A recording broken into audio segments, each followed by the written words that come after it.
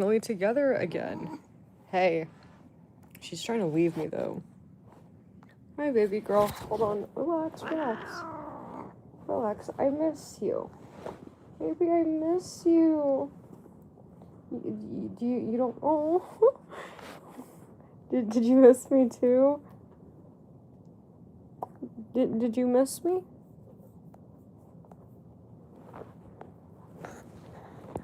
Why would you want to leave me? I love you. But we're always together, though. I love you, and I miss you. I miss you. Wait, let me see you.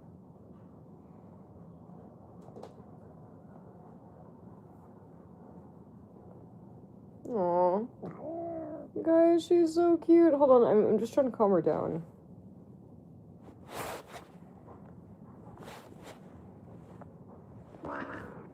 Why? No.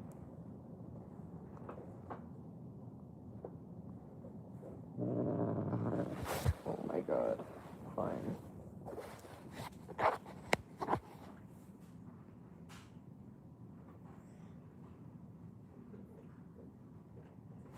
Alright, hold on, let me take a drink out of my water. Okay, but yeah, we're gonna be chilling,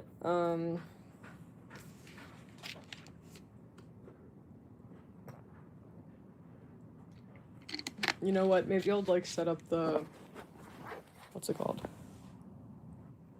Yeah, all my social medias, including the spicy content site, is located over in the link me, which will be pinned by chat.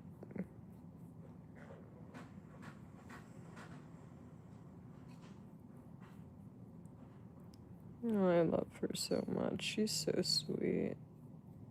She's, like, the best.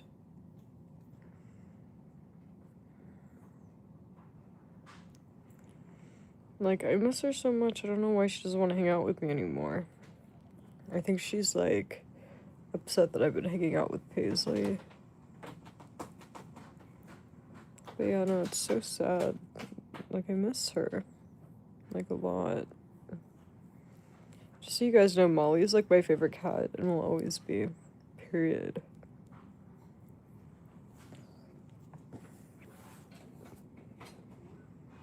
You're like, Fortnite? No, I actually hate Fortnite. Like, what a lame game. Like, I can't believe Fortnite's, like, still around. I remember when Fortnite first came out and it was popular, everybody loved Fortnite. Dude, it's like, I thought, like, Fortnite would be like a Among Us, honestly. Because it's boring, just like Among Us. It's like, do you guys remember, Among Us? The little game with the alien and, like, you know, everybody, like, it went viral, but, like, now no one plays it, right? No one gives a fuck. So, I can't believe Fortnite actually stuck. Like, it's boring. It's so lame. Like, I'm so, like, what do you guys like about it so much? Like, when Fortnite first came out, like, I think I played, like, 2-3 games. After that, I was done. It was boring.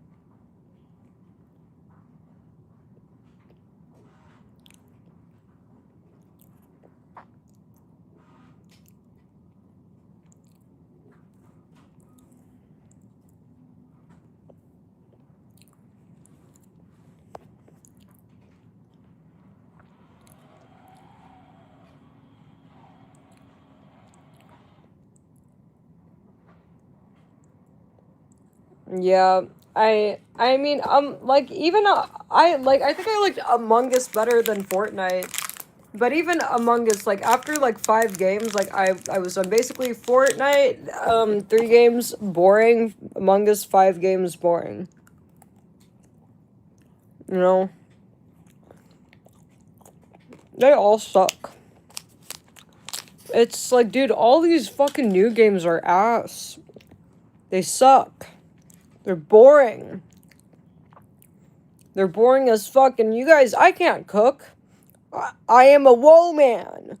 Like, it's a Moid's job. We all know that. I like League TFT. League TFT. Never gets boring. I've played thousands of games.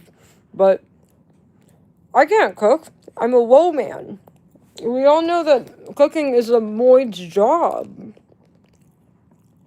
I don't know how to fucking do that. Like, I'm a woe man. The fuck is wrong with you guys, man?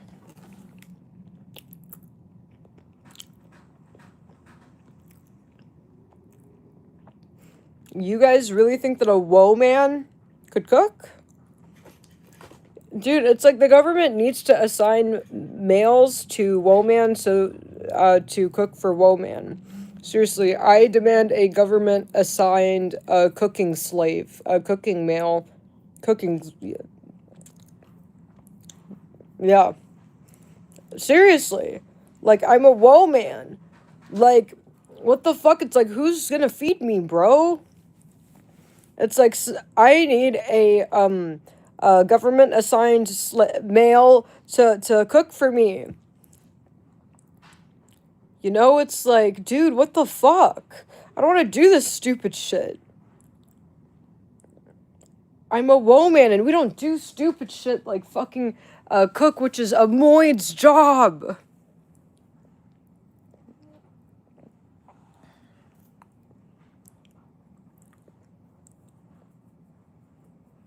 What are you guys talking about, AI? I'm not AI. Dude, you know what, dude? I'm so glad that I made a Fansly. I remember when, OF, well, really OF was popular, but OF and Fansly were like a thing. Everybody was like, woman will regret this. It's like, thank God I made my Fansly. I signed up to my shit when I was 18. So, I have permanent irreversible proof that I'm not AI. I sell nudes on Fansly, bitch. Fansly. Thank God that I made that shit when I was 18. Now I have permanent, irrefutable proof. I'm not AI. Olive oil run on Fansly, bitch. Hey. Olive oil run on Fansly, motherfuckers. Click on the link me. All my social medias are there. I'm not AI.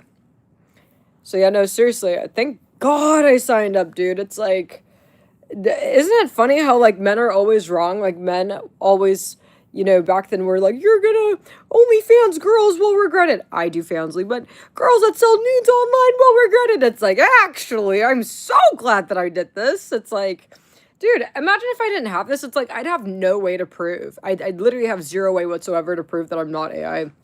Literally. But because I have a Fansly, that's permanent, irrefutable proof. So thank God. So, ladies, like, moral of the story, never listen to male. Like, okay, girls, if you're a girl watching, if a male ever tells you not to do something, do it. Like, seriously. Just do the opposite of what males are doing and saying, and you will be successful. The right answer is always the one males don't like. Like, literally, look at my situation, right? You would have had no idea, or had no way to tell whether I was AI or not, if I didn't have a Fansly.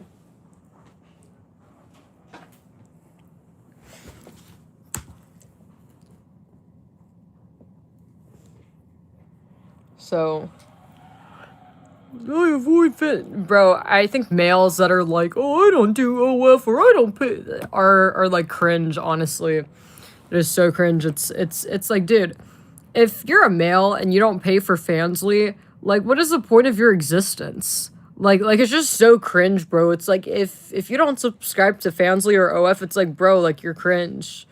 Like that's weird, you know? That's a little weird, man.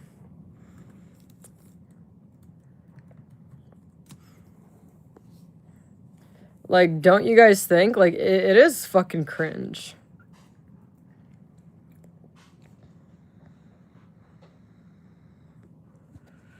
Like, oh, I don't pay for what for family. Like, that is like the equivalent of, oh, I don't pay for dates, or oh, I don't buy any presents. Oh, it's like, brother, it's like giving broken cringe. But anyways, if you're not a broke loser, Olive Oil Run on Fansly, make sure you get VIP. Also, my Fansly is the only way to contact me too.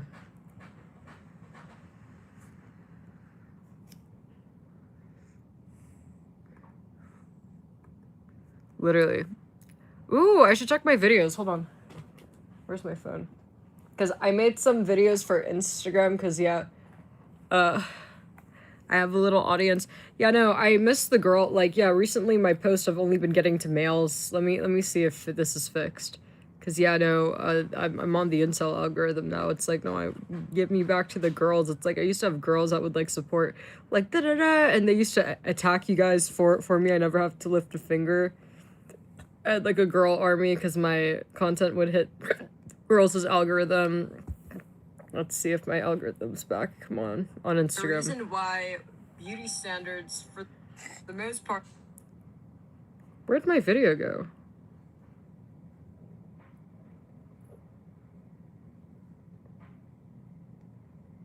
Yo, what the hell? Where did my video go?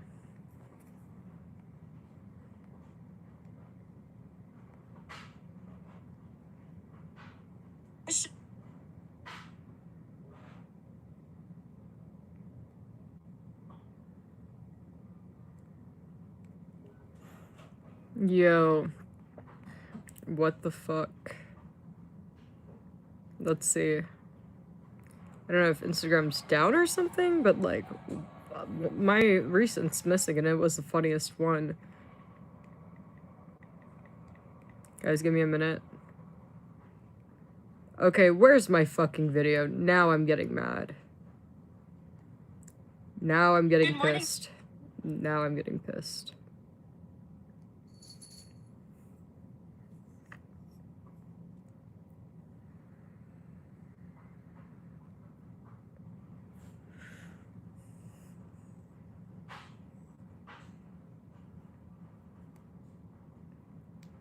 Where is it? How do I find my, like, where did it go? It just disappeared.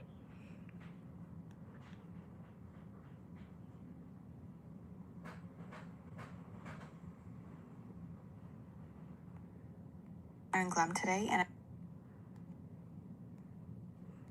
let me see if it's still on TikTok.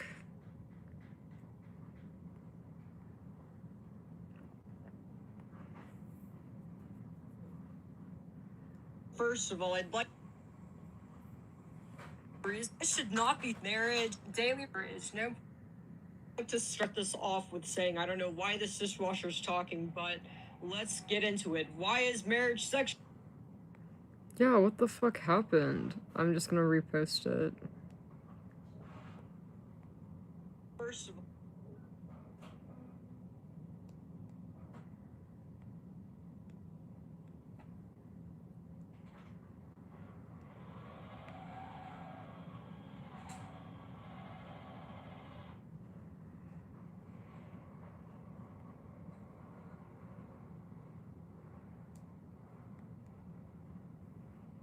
like, what the fuck? Hold on, guys, give me a minute. Like, I'm trying to figure this out. Like, one of my videos, the most recent one that I posted on Instagram, is missing. I didn't get no notification that it was taken down. It wasn't bad.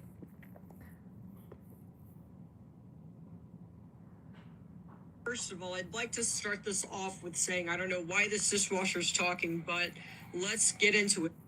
Or actually, I know where to locate it.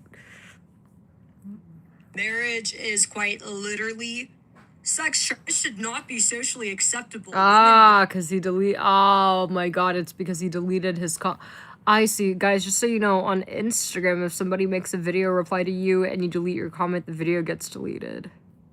I see, that's what it was. First of all, I'd like to start this off with saying I don't know why this dishwasher's talking, but let's get into it. Why is marriage sex trafficking number one? Marriage has historically treated women and or wives as property and legal dependents of males. Number two, marriage absolutely does involve coercion. There is almost always pressure from friends, family, or religion, making it coercion.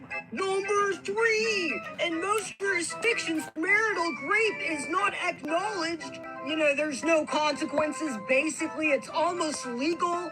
So therefore, marriage is motherfucking sex trafficking. Yeah, fuck you, retard. Yeah, did you guys like that? Yeah, fuck you, retard. Oh my god, you guys need to see this video that I made.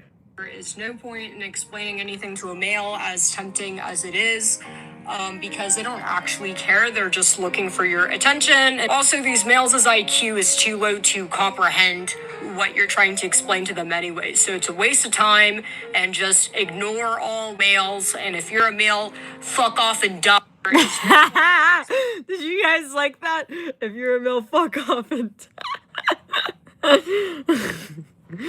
dude, like, dude, I see why you guys love watching me, bro. It's like, you guys have good taste. Yeah, if you watch me all the time, you have very good taste, man.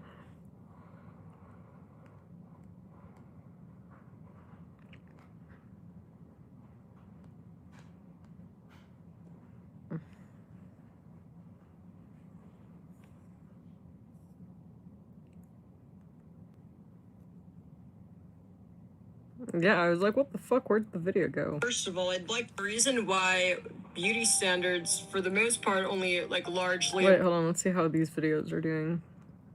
The reason why beauty standards, for the most part, only like largely apply to women, and males have like no beauty standards. Society sets zero expectation for males. I mean, males are walking around with fucking melted Snickers bar inside their underwear and bald heads, over fucking weight, and society tells them that it's okay. Well, the reason why is because males are incapable of being attractive. It's not even just an inability to be attractive.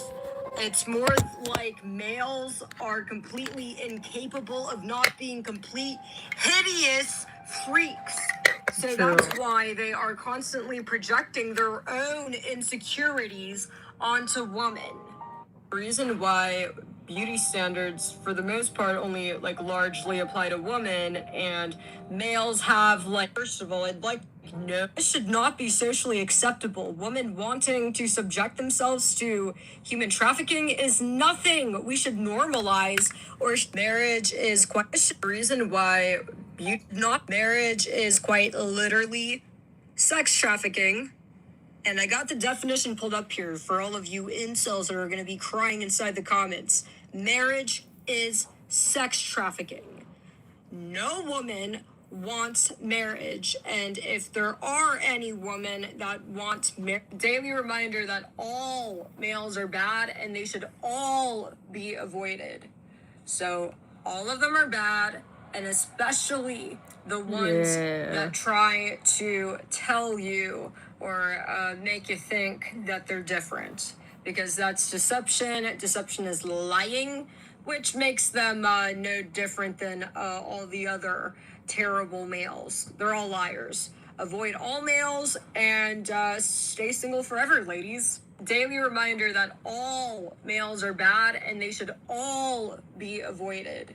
So all of them are bad, and especially the ones that try to tell you or make you think that they're different, because that's deception. Deception is lying. There is no point in explaining anything to a male, as tempting as it is, because they don't actually care. They're just looking for your attention. And also, these males' IQ is too low to comprehend what you're trying to explain to them anyway. So it's a waste of time, and just ignore all males. And if Jesus was...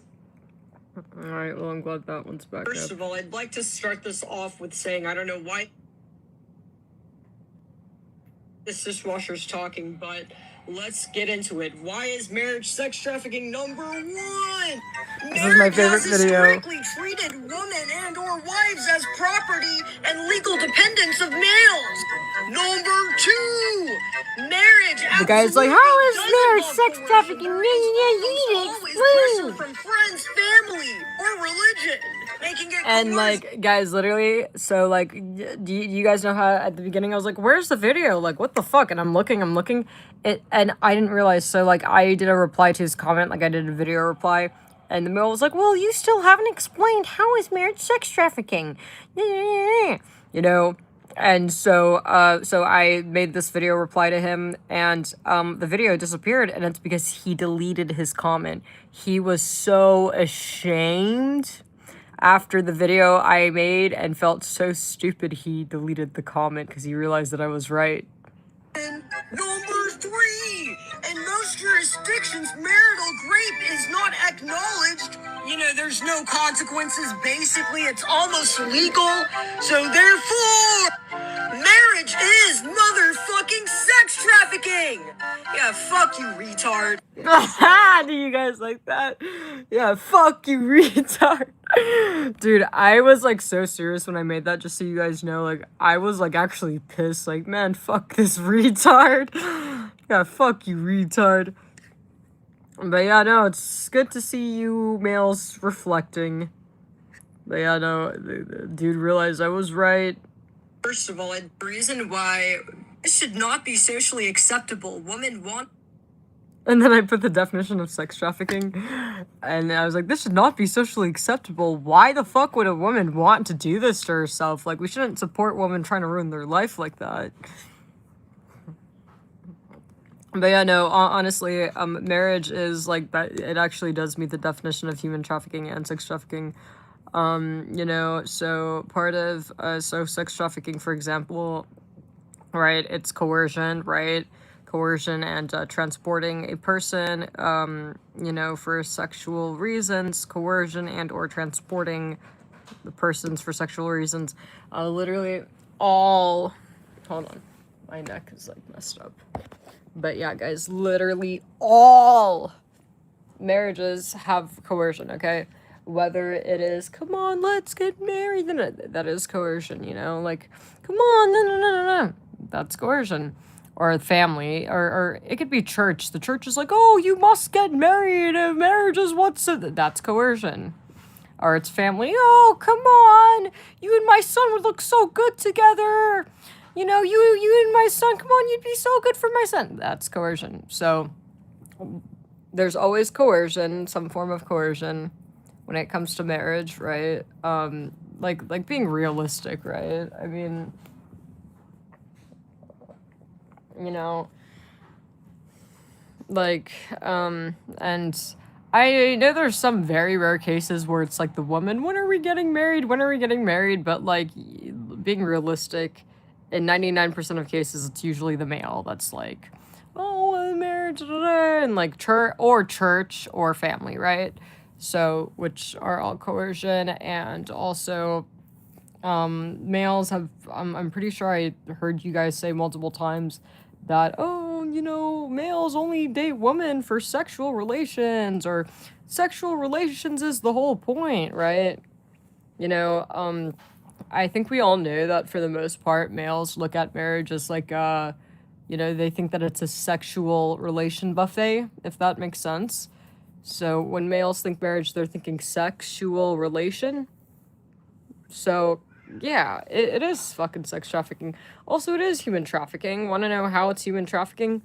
In most marriages, right, the male, like, or I guess in a traditional marriage for sure, you're transporting this person. You decide where they live, and you decide whether they move, right? You decide what doctors they see and or don't see, what medications they take. Bro, that is human trafficking, you know? So, but yeah, for the most part, you know, at the very least, all marriages are sex trafficking, and I guess in like at worst, it's both, right? So that meets the definition. So It's like, no wonder that it fails. It's like, yeah, of course you can't fucking sex traffic or human traffic a woman and expect her to be happy. No wonder they're all filing for divorce. You know, it's like, what do you expect? No one wants to be trafficked. Right? Trafficking's not very fun, right?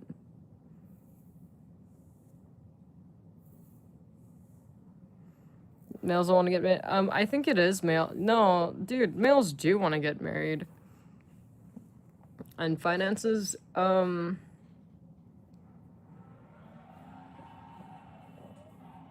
was I gonna say? Most, finances aren't an issue because most males live paycheck to paycheck. Most males have no money to take, you know? Even if the male's not broke, right? I mean, that doesn't mean that you don't make a lot of money, but most males have nothing to take, right? I mean, let's say that you make like 200K a year, right? All right, well, you just get an expensive house, get an expensive, yeah, there's nothing to take, man, right? So, you know, go on vacations. It's like, yeah, there's nothing to take, right? Most people don't have anything to take. You don't have to be broke to have nothing to take. You could be making 200K or be making good money and have nothing to take. If you're making anything near $1 million, I don't know, I think maybe these people might have prenups or like there's just so many loopholes, by the way.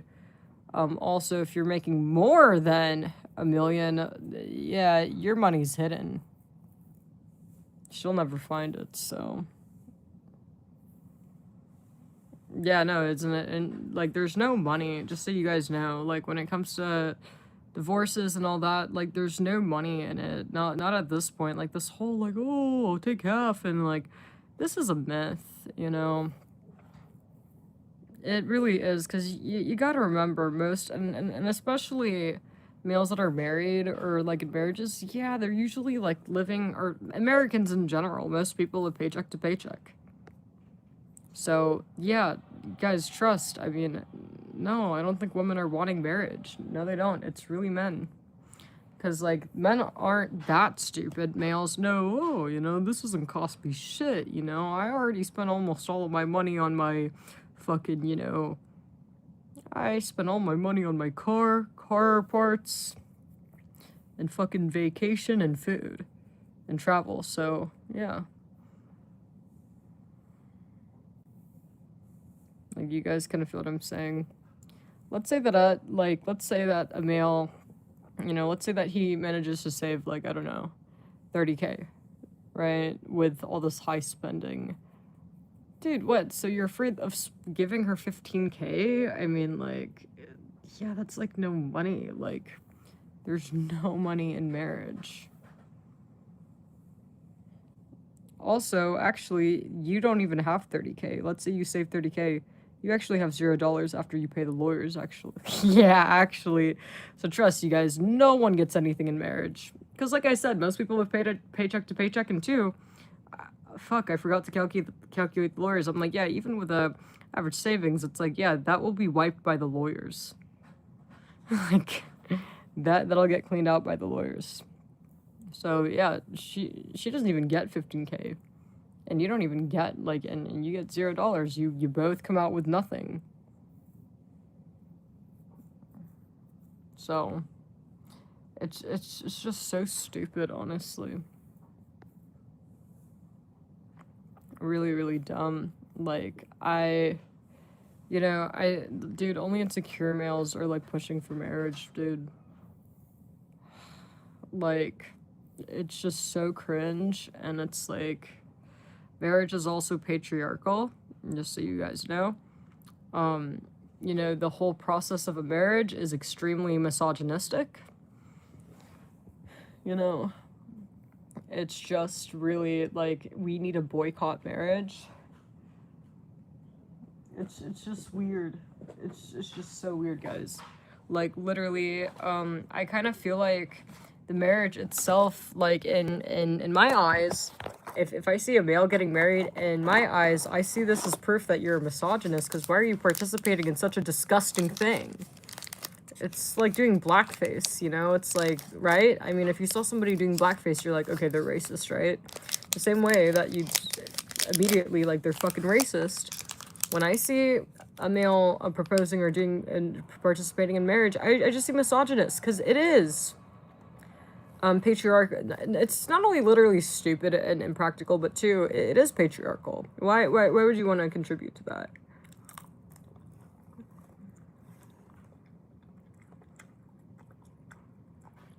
Yeah, thank God marriage is getting boycotted. It's so necessary and a waste of time.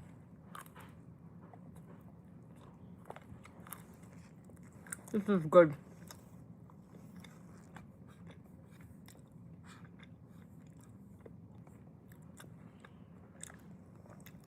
Damn, man, who broke you males' heart? A lot of you guys are very emotional. Hey, to all the angry males in here, I know your dad broke your heart.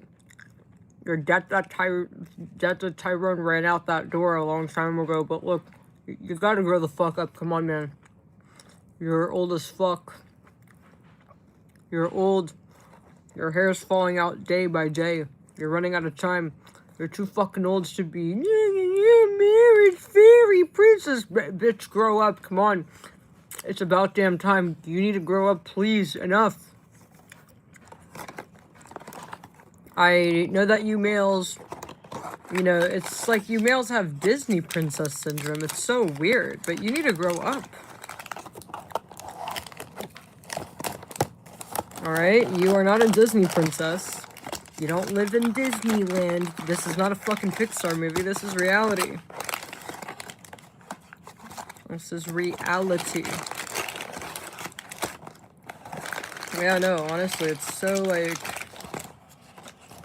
It's interesting how males are so, like, emotional, you know? And, like, some retard came in here and was like, who broke your heart? Just because I said that marriage is and it is misogynistic. It is patriarchal.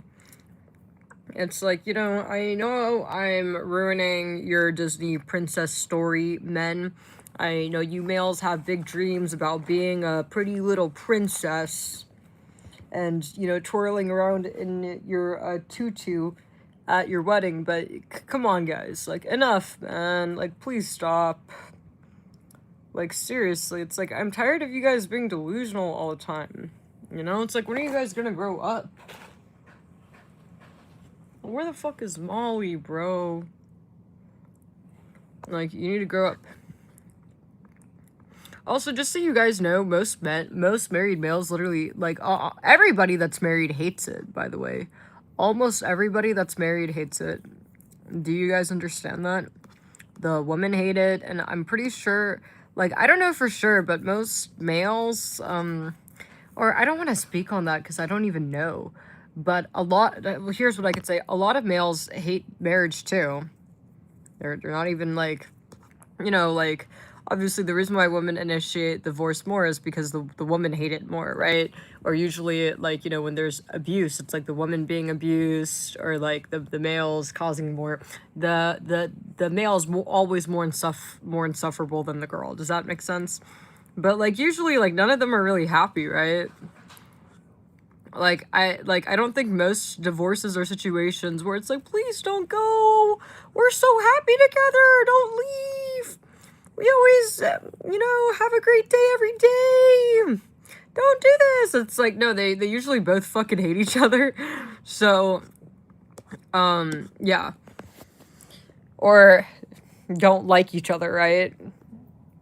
It's just so, like I said, I just think it's such a waste of time, and, like, honestly should be illegal. It has, like, really, like I said, it's, like, patriarchal.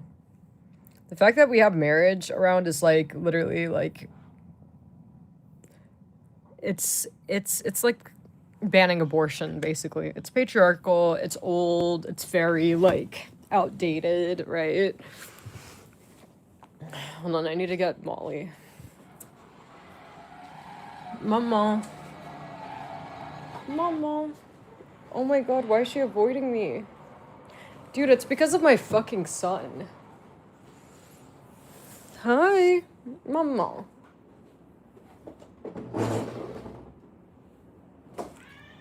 I miss you, Mama.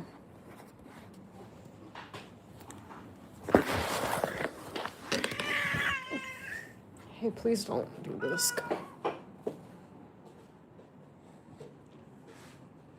You're my baby. Oh, look at you. You're so big. Okay, we're gonna be together forever. Do you know how long we're gonna be together? Oh, wait. I think I know. Wait, how long are we gonna be together? Hey, stop. Dude, like, fuck my son, dude. It's like, he's the reason why Molly's, like, fucking avoiding me. Hey, Pepe, I love you and shit, but Molly's number one. Mama. What? What? What? Why are you acting like this?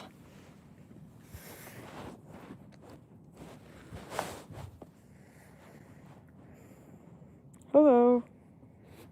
What?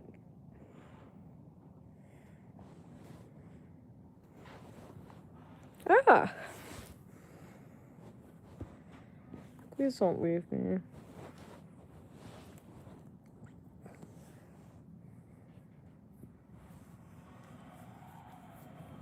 Don't leave me, baby. I love you. You know I miss you so much. Please don't leave. You promise you're not gonna leave Mama? I miss you. Dude, I miss her so much. Come on, baby, lay down. I miss you so much. You're my sweet baby. You're my little angel. I miss you.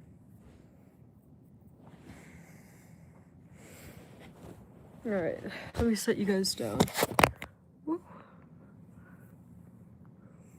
Alright, but anyways, yeah, like, we need to ban marriage. Like, it should not be legal. I think that it's, like I said, it's just, and it's literally just a net negative, honestly.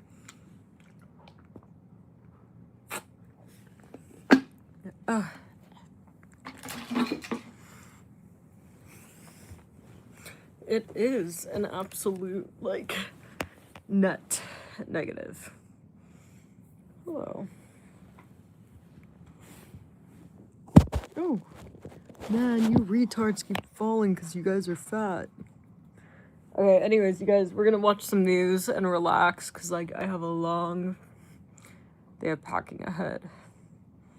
I hope Molly sleeps with me. Alright, let's watch some news.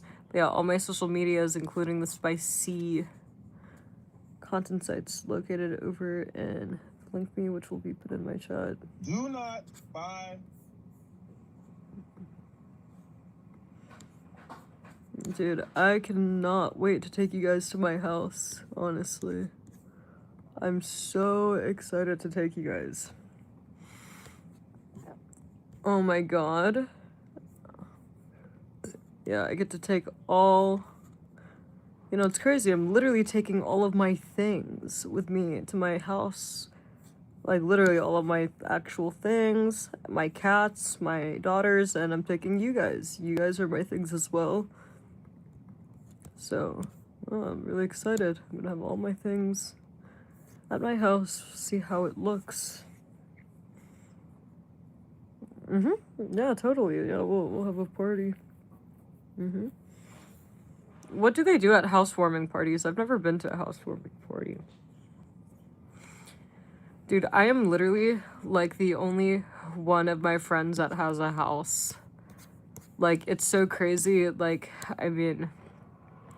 Yeah, like, why am I the only one that has a house? Oh, UDY. Will Evelyn's boyfriend Javier be willing to cheat on her? Half of me is like, no, he would never. And the other side of me is like, no, girl, like, come on. Like, the red flags Oh, I are don't there. drink. To help Evelyn get some peace of mind, we came up with an elaborate We'll do plan to test her cupcakes. boyfriend's loyalty. All we had to do was get him to this house. So it's honestly a lot of, like, little red flags that have been So this added is up. UDY, I think the main problem my favorite really is, channel like, on YouTube. The reason why I love this channel is...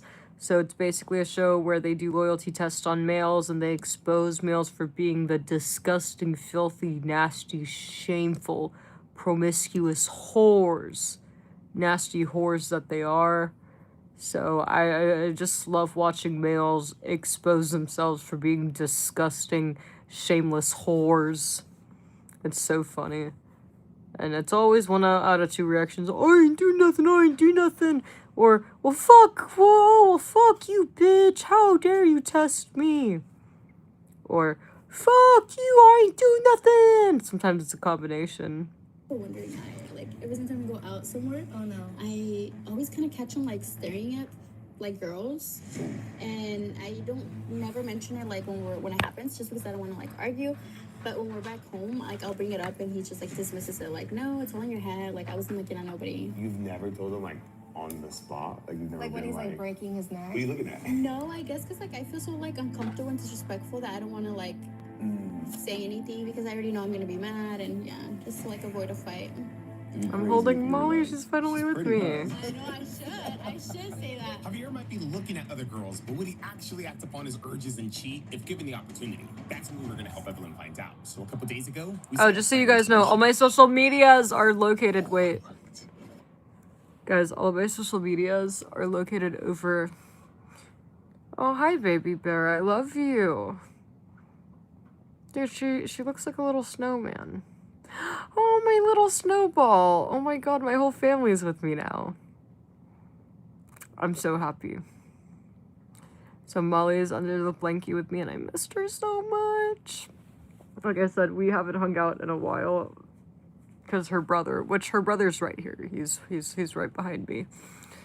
I'd love if me and my whole family, like, we could just, like, stay together. I just want us to all be happy together, which we can. There's plenty of room for us to all be happy. But anyways, all my social medias, including the spicy content sites, located in the link. I do not sell nudes on OF. I sell them on Fansly. Okay. Back to this.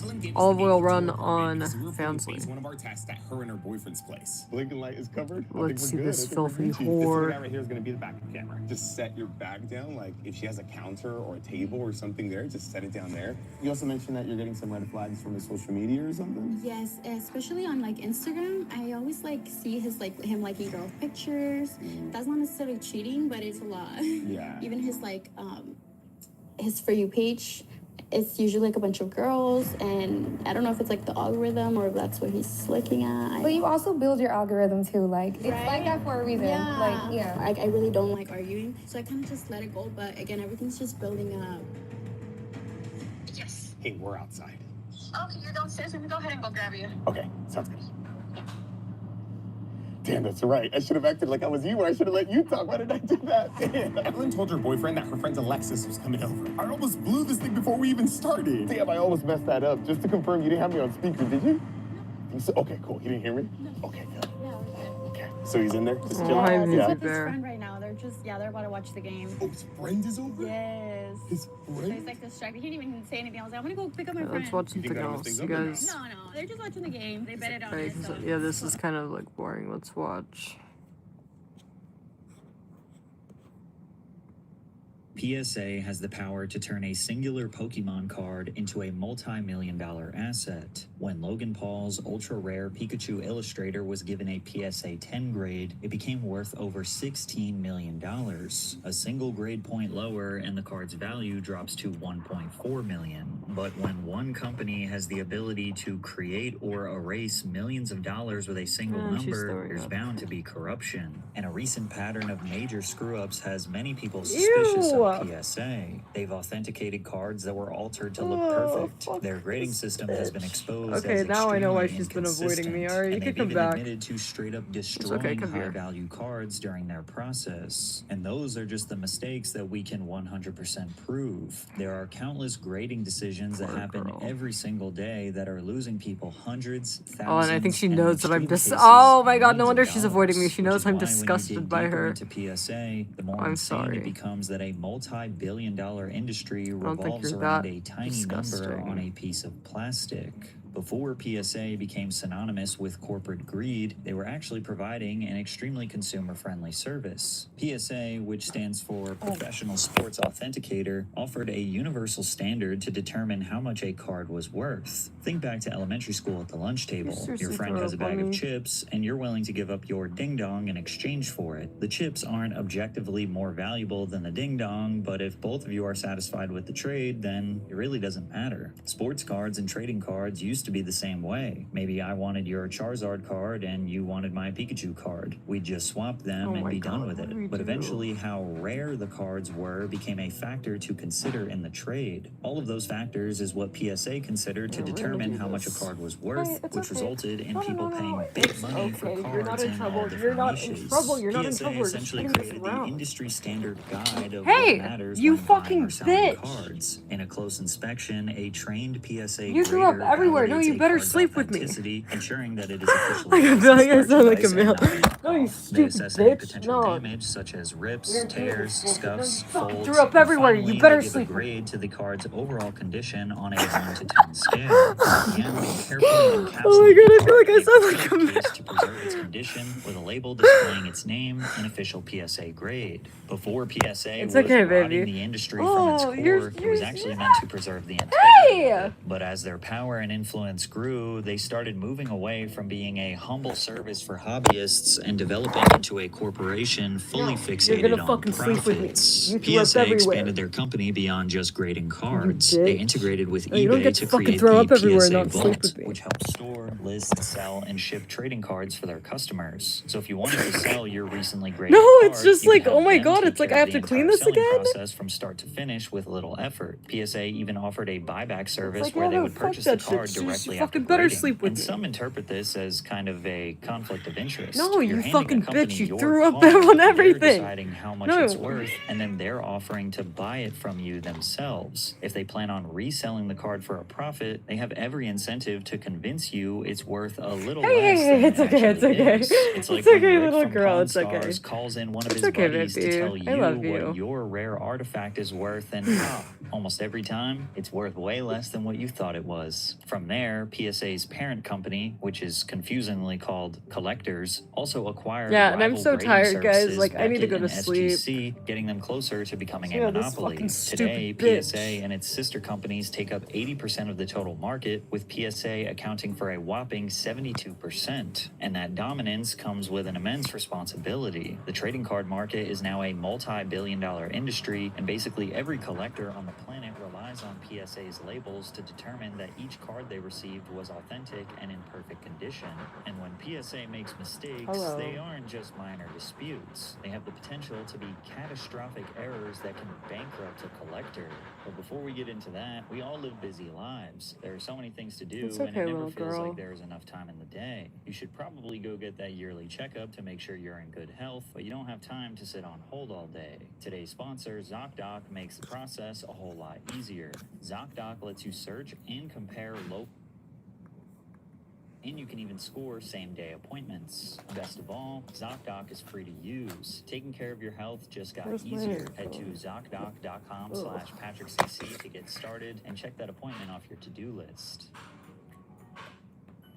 In 2017, a 1952 Stan Musial baseball card sold for $2,800. It had slight imperfections, including a black dot Okay, let's on pay the border, attention. as well as a few small scuffs on his jersey. All things considered, the card was still in great condition and received a PSA grade 9. 7 months later, another copy of the card was sold, this time a PSA grade 10, for a price of $28,100. The problem is, these were the same exact card. Natural markings on the back of both were identical, meaning that someone had covered up its imperfections and resubmitted it to PSA, got a higher grade, and made tens of thousands of dollars. PSA is supposed to inspect every card closely before giving it a grade. It checks for scratches, scuffs, and imperfections, but it also ensures that the card is both authentic and unaltered. Like when you and I look at a PSA 8, 9, or 10, we just kind of say, yeah, I mean, it looks perfect. But PSA's job is to notice the tiny things that we never would. Maybe someone repainted a tiny white chip on the edge, or they trimmed a fraction of a millimeter off the border, or they managed to fix a crease that used to be there. And even still, you might wonder what the big deal is. I mean, if a card can be restored to pristine condition, then why should it matter if it was original or not? Well, it's because the history of a card is a major factor in its value. To see a card preserved for almost 70 years without a single flaw doesn't just make it worth more money, it's also just objectively cool. And this is not just true for cards, it's really true for about anything that is rare. The flowing hair silver dollar sold for $10 million in 2013. That's because this coin was the first dollar coin issued by the United States federal government in 1794. Somehow, someway, this little coin was preserved for 220 years. If nobody cared about preserving anything that was rare, then we'd all just buy one-to-one bootlegs. Authenticity matters, and PSA was meant to ensure all aspects of a card were authentic, but they messed up too many times to count.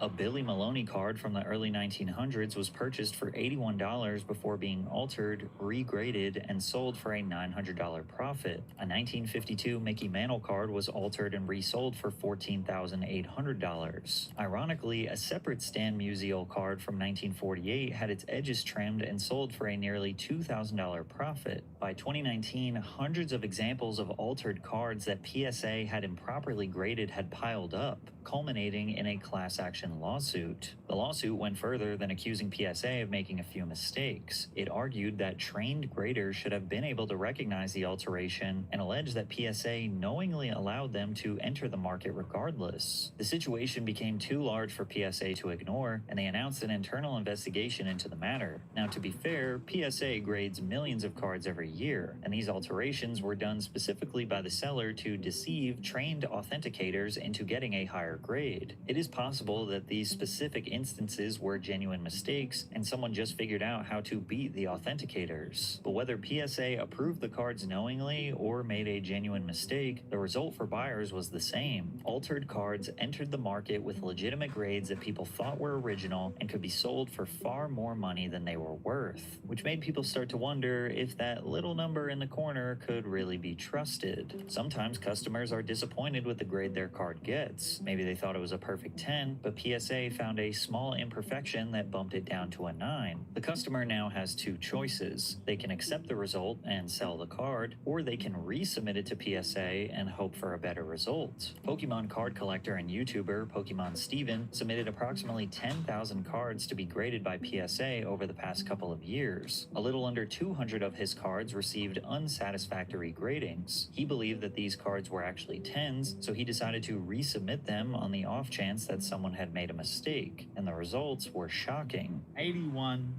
PSA 10 from the regrade experiment. 189 cards in total, so 108 cards did not make the cut. 81 of the resubmitted cards were bumped up from a PSA 9 to a PSA 10. That's 42%. But he had not changed the card at all. The corners, the art, the surface were all exactly the same as when he submitted them the first time. The only thing that changed was the grade itself. And as discussed prior, the difference between these two grades can mean the difference of hundreds, thousands, and in extreme cases, millions of dollars. What one inspector views as a 9, the other may view as a 10. And it's starting to seem like the only difference is how lucky you are when your card is being reviewed. PSA's grading system is supposed to be an objective measurement of the card's condition, but as more controversies pile up, the grading seems subjective. Just goes to show that people are insane for paying such a massive premium for 10s. PSA is a huge scam, but resubmitting the card could also hurt its value. Another collector submitted over 100 cards to be regraded. 19 were given higher grades, but 34 of them were actually given a worse grade. But why does this happen? I mean, the rules are clear enough. 4 perfectly sharp corners, full original gloss, no stains or no scratches, with a slight allowance for printing imperfections. The problem is that a human grader still has to decide what counts as perfect. Maybe there's a small mark in the artwork that one grader notices while the other one doesn't. What one grader sees as a printing imperfection, another may view as an unnatural defect that bumps its grade down. So now, submitting to PSA is like gambling, especially when you consider the fees associated with this process. Submitting to PSA PSA for grading costs $25 per card plus shipping, and they do offer slight discounts for bulk submissions. But think about it, if you get a low grade, your card could be worth less than $25, meaning it costs more to authenticate and grade than it's actually worth. However, if your card is worth more, PSA will charge you insane amounts of money to do the exact same grading as a worthless card, like Nico, who submitted his rare Mickey Mouse card that was worth $20,000 to PSA, only for them to charge him $1,000 for his perfect 10 grade. Or Scruffy, who was charged $150 for a 10 grade 2021 Pokemon Sword and Shield Evolving Skies, and $600 for a 9 grade 2002 Charizard Reverse Foil. There's also John, who was told by PSA his card was worth $25,000, which is why he needed to pay them $1,000 to authenticate it, but then his card only sold for half the value they claimed it was worth. And no, they didn't give him a $500 discount and say, oops, we messed up. And he still made a great profit, but remember that the grading process for all of these cards is exactly the same, and you don't know what they are going to charge you until after they have already done the service. This has led some collectors to accuse PSA of intentionally having inconsistent grading so people will just keep submitting their cards for additional gradings. This is unlikely considering they've been shown to both overgrade and undergrade cards. Then again, there are stories that make it easy to understand why some collectors still remain skeptical. The most notable example of this is when a collector named Preston submitted 30 separate Pikachu Zekrom GX cards to PSA for grading. He anticipated that most of them would be perfect 10s, but he was shocked to discover that none of them received a perfect grade, with the vast majority of them receiving PSA 9s. In spite of his disappointment, Preston opted to sell the cards through PSA's buyback service. However, he kept records of the serial numbers on his cards and searched them later online to discover that 11 of them had been listed as perfect 10s. Around this time, a PSA 9 of this exact card was going for around $41, while a PSA 10 was nearly $200, meaning that PSA bought them from him as a 9 and sold them as a 10, and Preston missed out on around $1,500 for all 11 cards. And this highlights the conflict of interest I mentioned before. The only people who can change a grade are PSA themselves, so if they are authenticating and buying and selling cards, they could theoretically change the grade of any card to maximize their personal profits on the sale. As you can see, this is a legendary collection reverse PSA 10 Mankey that's listed on eBay by PSA themselves. But if this card is a PSA 10, then why does the back look like this? Because how are they listing a card that looks like this as a PSA 10 on eBay through the PSA eBay account? They need to get sued more. It's all a scam. I hate that PSA is the one that got popular. However, PSA offered a different explanation. Supposedly, someone at PSA had seen Preston's original post on Twitter. They personally believed that the initial grading was too harsh and conducted a secondary manual review, resulting in updated gradings after Preston had already accepted their offer, which is shady. They conveniently realized that they messed up only after they already bought the cards from him and resold them for a profit. Luckily for Preston, his story got a lot of traction online, and he claims that they privately rectified the situation with him, which I would hope means that they gave him the money he deserves for the cards he unknowingly undersold to them. But that still doesn't feel like a satisfying conclusion, and it still didn't explain why the cards were undergraded in the first place. A fellow collector claimed that cards tend to be undergraded by PSA when they receive bulk quantities of the same card. I guess the logic is that when you look at the same card over and over again, you maybe start to see imperfections that aren't there. Or maybe the same person is just going over all of them and is like, surely they can't all be 10s, so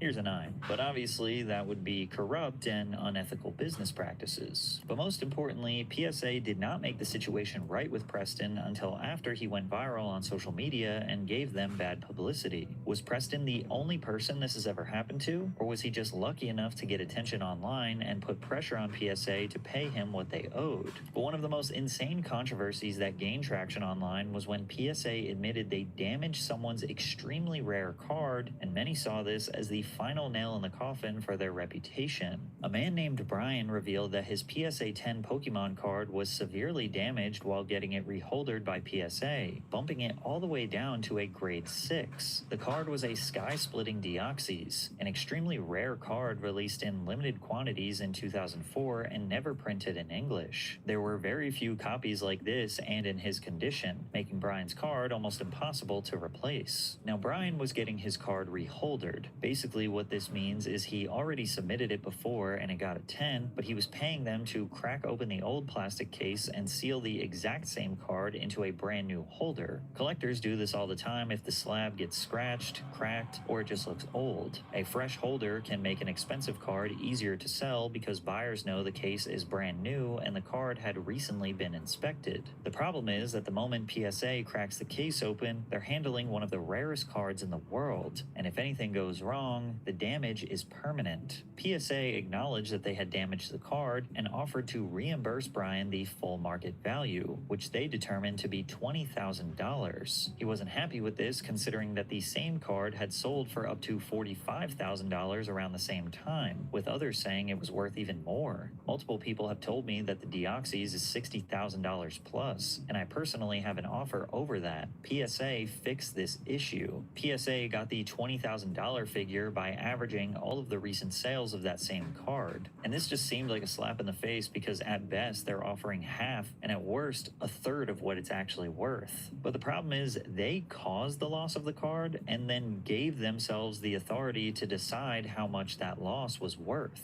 And rather than accepting their deal, Brian took to the internet. Once again, the community was furious, and this specific situation ramped up to a whole new level once Moist Critical made a video about it. This is where it gets extremely spicy. That card sold only a couple of weeks ago by PSA. And this is where it gets a little conspiratorial, but I think there's a lot of merit to it. There are people that are speculating that they didn't actually damage his card when reholdering it. The encapsulation process, it's a psyop, it's not real.